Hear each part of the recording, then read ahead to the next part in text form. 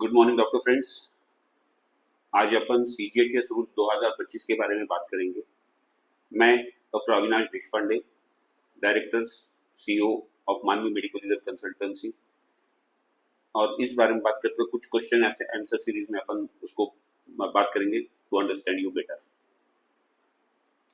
Sir ये बताइए CGHS rules 2025 क्या है?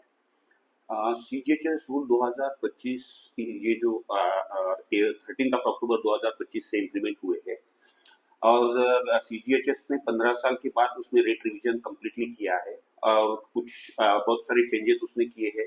और ये चेंजेस हर हॉस्पिटल, जो नए हॉस्पिटल्स एम्पैनलमेंट होने वाले हैं और जो ऑलरेडी एग्जिस्टिंग उनके लिए वो एप्लीकेबल रहेगा।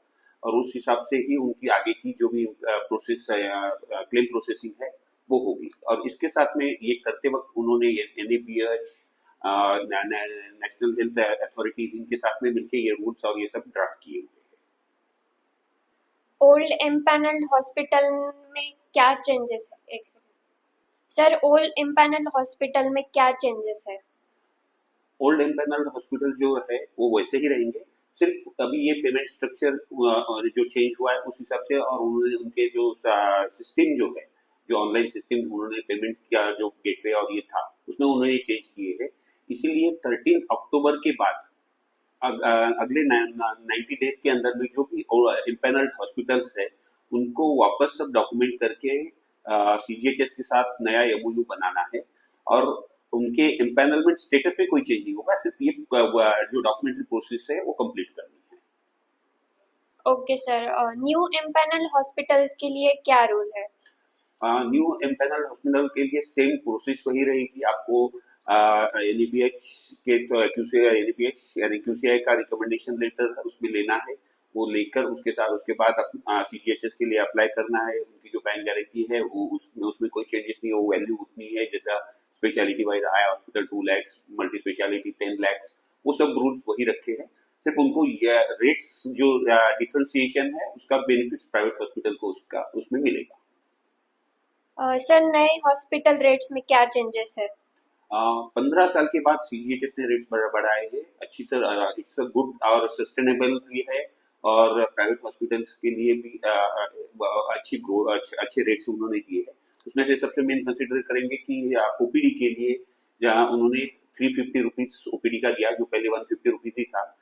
आईपीडी के लिए भी 350 रुपीज उन्होंने स्ट्रेट वे कंसल्टेशन चार्जेस दिए हैं, और सुपर स्पेशलिस्ट के कंसल्टेशन के लिए 700 रुपीज चार्जेस दिए हुए हैं। So that's really good. Even आप अगर अपन आईसीयू के चार्जेस कंसिडर करते थे, इट्स अराउंड 1870 वगैरह थे, जो उन्होंने बढ़ा के आईसीयू के लिए अराउंड 5600 के अराउंड दिए है। So it's really good rates revision, जो प्राइवेट हॉस्पिटल को सस्टेन होने के लिए हेल्प करेगा और अच्छी सर्विस देने के लिए भी इजी हो जाएगा। सर सिटी वाइज रेट्स में कोई डिफरेंस है क्या? यस, सीजीएचएस ने अभी जो दिया है पूरे पूरे हिंदुस्तान की सिटीज को उन्होंने तीन इसमें डिवाइड किया हुआ है। टीयर 1, टीयर 2, टीयर 3, जिसको उन्होंने एक्स वाई जेड ऐसे नाम दिया है। तो X tier tier tier cities में उन्होंने 8 सिटीज दिए हैं। वाई में करीबन 38 सिटीज का दिया हुआ है। और बाकी जो भी सिटीज है पूरे हिंदुस्तान के अंदर, उसमें उन्होंने जेड कैटेगरी में दिया है। तो आप हर सिटी से आप उसमें अप्लाई कर सकते हो, उसका ये मीनिंग हो सकता है। और सबसे इम्पोर्टेंट है कि ये जो डिफरेंशिएशन है टीयर 1 टीयर 3, उसमें उनको 10% कम रेट्स मिलेंगे, जैसे जैसे अपन टीयर 1 से टीयर 2, टीयर 2 से टीयर 3 सिटी में आते हैं। बाकी process, empanelment process, billing process same रहेगा।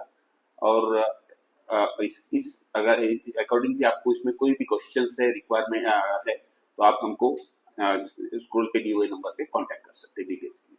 Thank you.